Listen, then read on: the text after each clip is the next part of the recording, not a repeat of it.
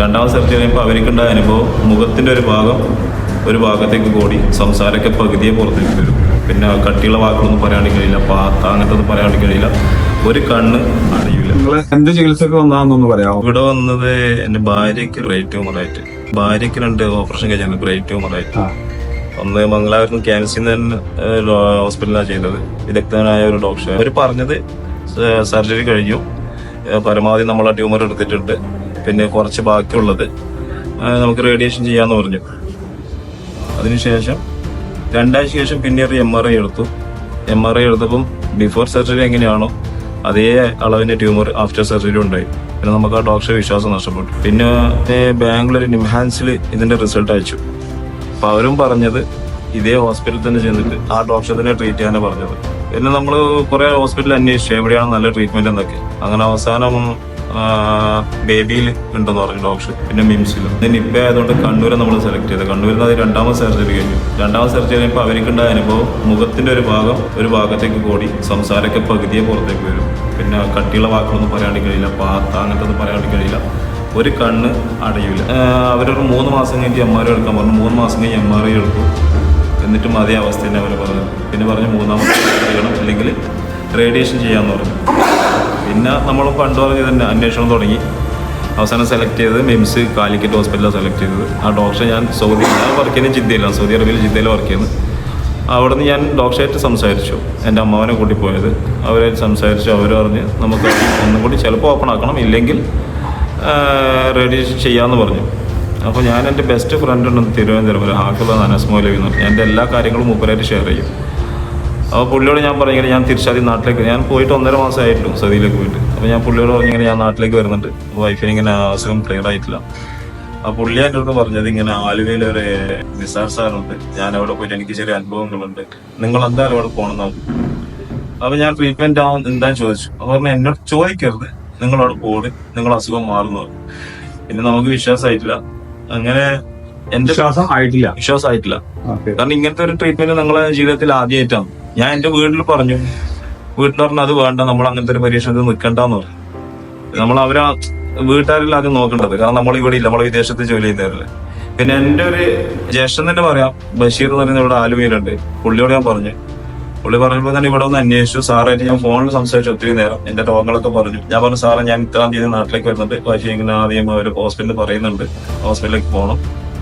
Sir പറഞ്ഞൊരു കാര്യം, നിങ്ങൾ ചെയ്തോ, പക്ഷെ എനിക്ക് വേണ്ടി നിങ്ങളൊരു 10 ദിവസം നിങ്ങൾ താന്ന് പറഞ്ഞു. കാരണം എന്നോട് പറഞ്ഞാൽ 10 ദിവസം നിങ്ങൾ ചെയ്തോ, കുഴപ്പമില്ല, നിങ്ങൾക്ക് മാറ്റമില്ല, നിങ്ങൾ ചെയ്തോ, 10 ദിവസം എനിക്ക് വേണ്ടി നിങ്ങൾ താന്ന് പറഞ്ഞു. അങ്ങനെ അന്ന് നമ്മൾ ബിസിനസ് ഹീലിംഗ് സ്റ്റാർട്ട് ചെയ്തു. പക്ഷെ അന്ന് വീട്ടുകാർ വലിയൊരു പ്രോത്സാഹനം തന്നിട്ടില്ല. പക്ഷെ എന്റെ നിർബന്ധത്തിന് അവർ ചെയ്തു. ഫസ്റ്റ് ദിവസം ചെയ്തു. അതിനു മുമ്പ് ഇവരെ കിടന്നിട്ട് തന്നെയായിരുന്നു. കിടന്നത് മീൻസ് ഒരു ജോലി ചെയ്യാനൊരു മൂടില്ല. നടക്കുമ്പോൾ ഒരാൾ കൂടെ വേണം, അല്ലെങ്കിൽ മക്കളോ എല്ലാം കൂടെ വേണം. പക്ഷെ അൽഹംദുലില്ലാ ഫസ്റ്റ് ദിവസം ചെയ്തു. ഞാൻ രാത്രി ഒരു 10:30 വിളിച്ചു. ഇന്ത്യൻ ടൈം 10:30 ഫോൺ ചെയ്ത് മക്കളെ റൂമ് ഉറങ്ങുകയെന്ന് പറയാം. രാവിലെ വിളിച്ചപ്പം വൈഫിനോട് കിട്ടി. വൈഫ് പറഞ്ഞു, ഞാൻ വീട്ടിലെ ജോലിയൊക്കെ ചെയ്ത്, കാരണം നമ്മൾ സൗദിയും ഇന്ത്യയിലെ ടൈമിൽ വ്യത്യാസമുണ്ട്. ഞാൻ 6 മണിക്ക് 7 മണിക്കൊക്കെ ഞാൻ വിളിച്ചു സൗദി ടൈം. അപ്പോൾ ഇവിടുത്തെ 9 മണിയായി. അപ്പോൾ അവരെ വൈഫ് പറഞ്ഞതെന്ന് വെച്ചാൽ ഞാൻ വീട്ടിലെ ജോലിയൊക്കെ ഇന്ന് ചെയ്യുന്നുണ്ട്, എന്തോ ഒരു പോസിറ്റീവ് എനർജി വന്നെന്ന് പറഞ്ഞു.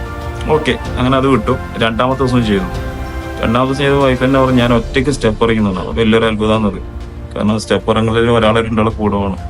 അവരെന്നെ പറയും ഞാൻ ഒറ്റയ്ക്ക് സ്റ്റെപ്പ് ഇറങ്ങിയെന്നുള്ളത്. പിന്നെ എനിക്ക് കൂടുതൽ വിശ്വാസമായി. സാധാരണ സ്റ്റെപ്പ് ഇറങ്ങണമെങ്കിൽ ഒരാൾ കൂടെ വേണം, കൈ പിടിക്കണം. കൈ പിടിച്ചാൽ മാത്രം പോരാ. നല്ല പൂർണ്ണമായിട്ട് ഒരു പ്രായമുള്ള അങ്ങനെ ഇറങ്ങുന്നവരൊക്കെ, വയ്യാത്തവർ, അങ്ങനെ രീതിക്ക് അവർ ഇറങ്ങും. വൺ സൈഡ് കോടിയിട്ടുണ്ടായിരുന്നു. ഒരു ഭാഗം കൂടെ നീ ഒരു ഭാഗം ഇങ്ങനെ തന്നെ പോയിട്ടുണ്ടായിരുന്നു. കാരണം നമ്മൾ സംസാരിക്കുമ്പോൾ സ്ഥിരമായിട്ട് കാണുന്ന ഒരാൾ കാണുമ്പോൾ നമുക്കെന്നെ പേടിയാ, കാരണം എന്ത് സംഭവിച്ചെന്നുള്ളൊരു മാനസിക വിഷമം. പിന്നെ കണ്ണടയില്ല, കണ്ണ് എപ്പോഴും ചുവപ്പായിരിക്കും, കണ്ണ് വേദന. ഞാൻ ഗ്ലാസ് ഒക്കെ വാങ്ങിക്കൊടുത്തിരുന്നു, പിന്നെയും കണ്ണ് വേദന ഉണ്ട്, കണ്ണ് ചോക്കും. അപ്പോൾ ഓരോ മണിക്കൂർ ഇടവിട്ടിട്ട് ഡ്രോപ്സ് കഴിക്കണമെന്ന് ഡോക്ടർ പറഞ്ഞു. അത് കണ്ടിന്യൂ ചെയ്തിട്ടുണ്ടായിരുന്നു ഇവിടെ വരുന്നതിന് മുമ്പ്, സാറിന്റെ ട്രീറ്റ്മെന്റ് തുടങ്ങുന്നതിന് മുമ്പ് വരെ. കണ്ണടയണുണ്ടായിരുന്നു. കണ്ണിപ്പോ അടഞ്ഞ ചോപ്പില്ല, ഫുള്ളായിട്ട് അടയുന്നില്ലെങ്കിലും ഇവിടെ വരുമ്പോഴല്ല, അതിന് മുമ്പ് അടയുമായിരുന്നു. ഇല്ല, നമ്മൾ ഡ്രോപ്സ് കഴിക്കുമ്പോൾ ചോപ്പ് മാറും. നന്ന് ചോപ്പ് കുടിക്കഴിഞ്ഞാൽ ഡോക്ടർ പറഞ്ഞു സ്റ്റിച്ച് ചെയ്യണം തോന്നുന്നു, കണ്ണ് പൂർണ്ണമായിട്ട് അടച്ചിടും. അടയാറുണ്ടായില്ല ഇവിടെ വന്നതിന് ശേഷം. അടയുന്നുള്ളൂ, പക്ഷെ ചോപ്പില്ല. ഏകദേശം ഒരു 80% അടയുന്നുണ്ട്, പക്ഷെ ചോപ്പില്ല, കളറില്ല. അപ്പം ചോപ്പ് കൂടുന്നതിനനുസരിച്ചിട്ട് ഡ്രോപ്സ് കഴിക്കും. പക്ഷെ സാറിന് ട്രീറ്റ്മെന്റ് തുടങ്ങിയ മുതൽ നമ്മൾ ആ ഡ്രോപ്സ് ഇതുവരെ ഉപയോഗിച്ചിട്ടില്ല. മരുന്ന് മുമ്പേ കഴിക്കലില്ല. പക്ഷെ ഈ 2 ദിവസം കൊണ്ട് കിട്ടിയ റിസൾട്ട് ഇവിടെ വന്ന് ട്രീറ്റ്മെന്റ് ചെയ്തതാണോ? അല്ലല്ല, ഞാൻ സാറിനെ കണ്ടിട്ടില്ല. എന്റെ അനസ് മൗലവി എന്ന് പറഞ്ഞ ആള് പറഞ്ഞു. സാറിനെ കണ്ടിട്ടില്ല, രോഗി സാറിനെ കണ്ടിട്ടില്ല. ഇല്ല, ഞാൻ സൗദിയിലുള്ളത്, ഞാൻ ജിദ്ദയിലുള്ളത്. അല്ല, എനിക്ക് മനസ്സിലാവും. തീർച്ചയായും ഞാൻ പറഞ്ഞു, ഞാൻ ജിദ്ദയിലുള്ളത്. ജിദ്ദയില് പിന്നെ പുതിയ എയർപോർട്ടിൽ ഞാൻ വൈഫ് കണ്ണൂർ മാങ്കളൂർ. ഡോക്ടർ എവിടെയായിരുന്നു? ഡോക്ടർ ആലുവയിൽ.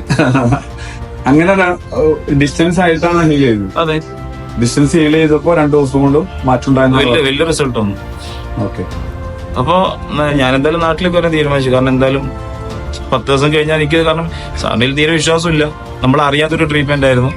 അപ്പൊ 10 ദിവസം കഴിഞ്ഞ് എന്തായാലും ഹോസ്പിറ്റലിൽ പോകണം, പിന്നെ അവിടെ പോയിട്ട് റേഡിയേഷൻ ചെയ്യണം. അങ്ങനെ ഞാൻ നാട്ടിലേക്ക് വന്നു. ഞാൻ നാട്ടിലേക്ക് വരുന്ന വേറൊരു ഉദ്ദേശമുണ്ട്. എനിക്ക് നടുവേദന ഉണ്ട്, അപ്പൊ അതും കൂടി കാണിക്കണം എന്നുള്ള രീതിയിലാണ് നാട്ടിലേക്ക് വരുന്നത്. കാരണം എന്റെ നടുവേദനക്ക് മംഗലാപുരം ഹോസ്പിറ്റൽ മുതൽ ഞാൻ തിരുവനന്തപുരം വരെ നടന്നു. ആയുർവേദവും ഇംഗ്ലീഷും അലോപ്പതി ഒക്കെ ചെയ്തിട്ട് അന്നേരം ഭേദം ഉണ്ടാവും. പിന്നെ ആദ്യം പഴയ പറഞ്ഞ പോലെ തന്നെ. എത്ര വർഷമായിട്ടുള്ളത്? 20 വർഷമായി. നിങ്ങൾക്ക് വയസ്സ് എത്രയുണ്ട്? 42. ഓക്കെ.